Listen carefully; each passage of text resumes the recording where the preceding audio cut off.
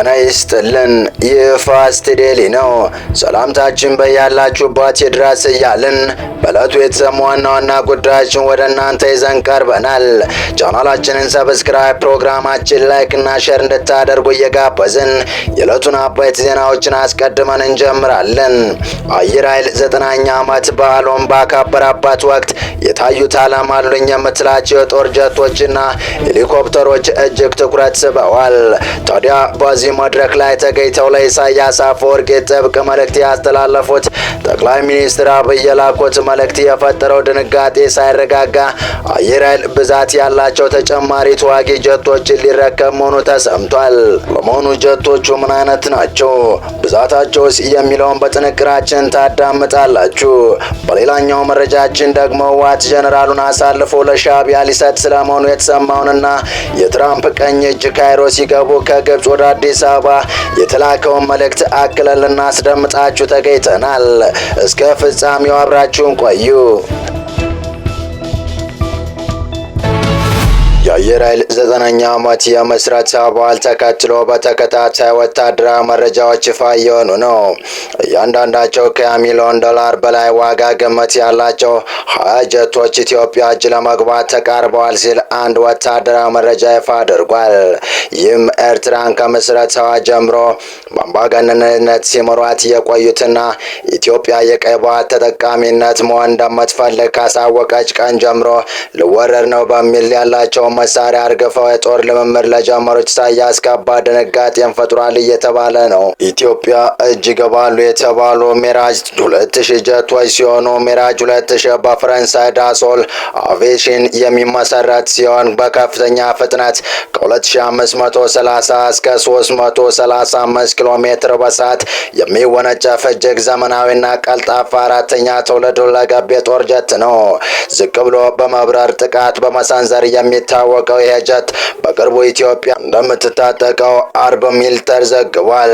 ጀቶቹ እያንዳንዳቸው ከ እስከ $400 ሚሊዮን ዋጋ ያላቸው መሆኑን መረጃው አመልክቷል። በጥቅሉ 20 የሚሆኑ ሚራጅ 2000 ጀቶች ኢትዮጵያ እጅ ይገባሉ ሲል ዘገባው ጠቁሟል። የእጅግ ዘመናዊ ተዋጊ ጀት 4 ትውልድ መሆኑ ነው የተገለጸው። ባለፈው ቅዳሜ ጠቅላይ ሚኒስትር አብይ አህመድ ከ4ኛ ትውልድ ወደ 5ኛ ለመሸጋገር እየተንቀሳቀስን ነው ሲሉ መናገራቸው የሚታወስ ነው። ጠቅላይ ሚኒስትር በአየር ላይ የ9ኛ ዓመት ምስረታ በዓል ባደረጉት ንግግር ላይ አየር ኃይሉ በአሁኑ ወቅት የ4ኛው ትውልድ የመዋጋት አቅም መገንባቱን ገልጸው በ2030 ወደ 5ኛ ትውልድ የሚሸጋገርና በቁጥር ደረጃም አሁን ካለው በጥፍ የሚጨምር መሆኑን ማመላከቻቸው ይታወሳል። ኢትዮጵያ ለወዳጆቿ በሯን እየከፈተች እንደምትገኝ የገለጹት ጠቅላይ ሚኒስትር አብይ አህመድ ለጠላቶቿ ግን በሯ በቅጡ መዘጋቱን ማረጋገጥ እንደሚያስፈልግ አጽንኦት ሰጥተዋል። አብይ ጠላቶቻችን ሲሉ የጠሯቸው አካላት ባለፉት 100 ዓመታት የኢትዮጵያን አቅም ለማዳከም፣ ስትራቴጂክ ጥቅሞቿን ለማደናቀፍ፣ ጥቅሞቿን ለማጋራት በብዙ መድከማቸውንና መስራታቸውን አመልክተዋል።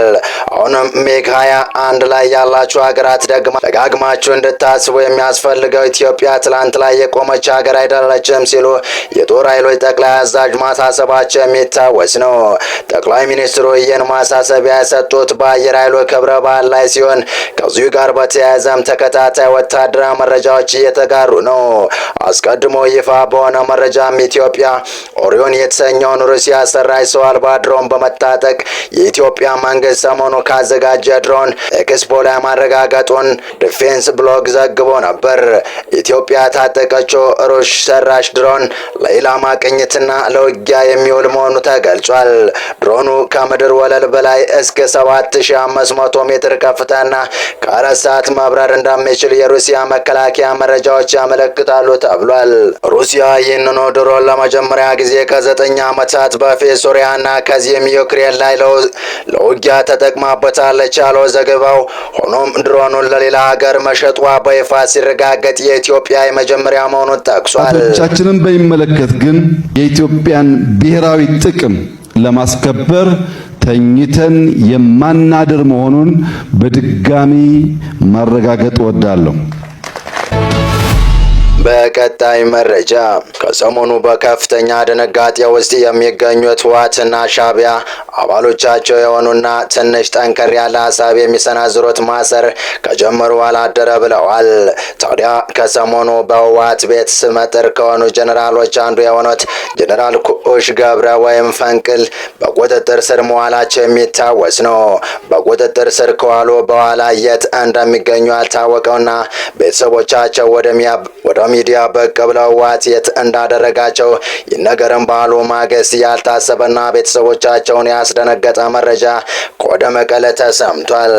ጀነራል ጎሽ ገብረ ወይም ፈንቅል በቁጥጥር ስር መዋላቸውን ተከትሎ ለኤርትራ ተላልፈው ሊሰጡ እንደሚችል ተጠቆመ። ቀደም ሲል በህወሓት ክትትል ሲደረግባቸው የነበሩትና በኢትዮ ኤርትራ ድንበር አቅራቢያ የሚንቀሳቀሰው የትግራይ ኃይሎች አርሚ 15 አዛዥ ጀነራል ጎሽ ገብረ ወይም ፈንቅል በህወሓት በቁጥጥር ስር እንደዋላቸው ተረጋግጧል።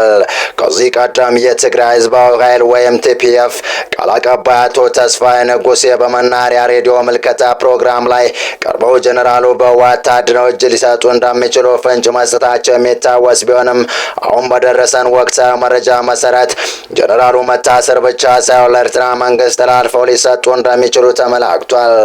ጀነራሉ ከጥቂት ቀናት በፊት በመተላለፊያ በረሃዎች ላይ በህወሓት ኃይሎች ተከበው በቁጥጥር ስር መዋላቸው የተረጋገጠ ሲሆን ታማኝ ምንጮች እንደጠቆሙት በጀነራል ዙሪያ ያለው ቀጣይ ዕጣ ፈንታ ለኤርትራ ተላልፈው መሰጠት ነው።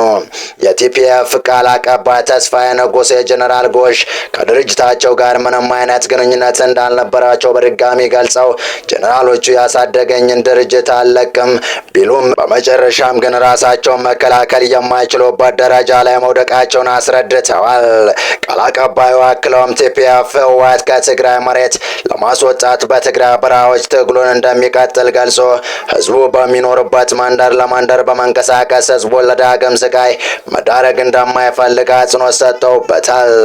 የጀነራል ጎሽ ገብረ በቁጥጥር ስር መዋልና ለኤርትራ ተላልፎ የመሰጠት ጉዳይ በትግራይ ፖለቲካ በታጣቂ ኃይሎች መካከል ያለውን መቃቀር ይበልጥ እንደሚያባብሰው ተገምቷል። ወደ መጨረሻ መረጃችን አለፍን።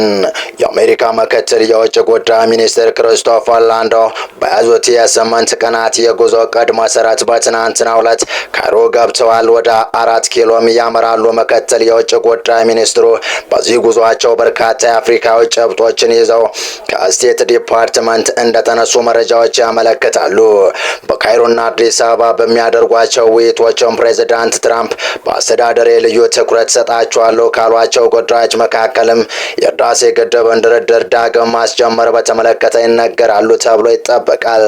የውጭ ጉዳይ ሚኒስትሩ ክሪስቶፈር ላንዶ በትላንትናው ዕለት ካይሮ ገብተው ከግብጽ ባለስልጣናት ጋር እንደመከሩ ከዚያው ከግብጽ የወጡ መረጃዎች አመላክቷል። ኢጂፕት ቱዴ ባሰራጨው ዘገባ እንዳመለከተ የውጭ ጉዳይ ሚኒስትር ክሪስቶፈር ላንዶ በካይሮ በነበራቸው ቆይታ ከግብጹ አቻቸው ባደረጉ አብደላቲ ጋር መክረዋል። እንደ ዘገባው ከሆነ በዚህ ውይይት ወቅት የግብጽ የውጭ ጉዳይ ሚኒስትር በአባይ ጉዳይ ተነጋግረዋል። ግብጽ በተለመደው አኳኋን ስጋቴ ነው ባለችው የህዳሴ ግድብ ጉዳይ ሀሳብን በማንሳት ከአባይ ተፋሰስ ሀገራት ጋር በትብብር ለመስራት ዝግጁ ነኝ፣ የህዳሴውን ግድብ በተመለከተ በተናጠል የሚደረግን የግድቡን የውሃ ሙሌት እቃወማለሁ በማለት በውጭ ጉዳይ ሚኒስትሩ አብደላቲ አማካኝነት እንዳስታወሰች ዘገባው አክሎ አመለክቷል። የአሜሪካው የውጭ ጉዳይ ምክትል ሚኒስትር ክሪስቶፈር ላንዶ እና የአሜሪካ አፍሪካ አዛዥ ጀነራል ዳግሚን አንደርሰን በቀጠና የሰላምና ደህንነት ጉዳዮች ላይ ከጠቅላይ ሚኒስትር አብይ አህመድ ጋር ለመምከር ወደ ኢትዮጵያ የሚጓዙ መሆኑን ከስቴት ዲፓርትመንት የወጣው መረጃ ያመለክታል።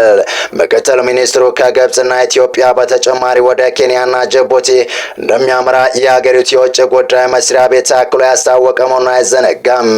የውጭ ጉዳይ መስሪያ ቤት አርብ ጥር 15 2018 ዓ.ም ያወጣው መረጃ እንደሚያመለክተው ለ8 ቀናት የሚዘልቀው ጉብኝት የጀመረው ቅዳሜ ጥር 16 ቀን 2018 ዓ.ም ነው።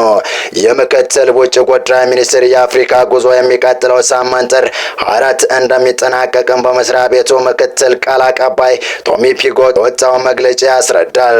ክሪስቶፈር በኤክስ ገጻቸው ባሰፈረው ጽሑፍ ወደ ግብጽ፣ ኢትዮጵያና ኬንያ እና ጅቡቲ የሚያደርጉት የፕሬዝዳንትን የመጀመሪያ ጉዞ እንደሆነ ጠቅሰዋል። የህዳሴ ግድብ ድርድር ከ10 ዓመታት በላይ የተካሄደ መሆኑን የሚታወስ ሲሆን ከዓመታት ድርድር በኋላም ግብጽ በድርድሩ መቀጠል አልፈልግም በማለት አቋርጣ የወጣች መሆኑን የሚታወስ ነው። አሁን ደግሞ በትራምፕ አስተዳደር አመቻችነት ድርድሩ ዳግም ይጀመር እየተባለ ሲሆን ቀድሞውኑ ድርድር ጉንጭ ማልፋት ነው ስትል ጥላ የወጣችው ግብጽ አሁን ደግሞ መልሳ ለድርድሩ ዝግጁ ነኝ እያለች ትገኛለች።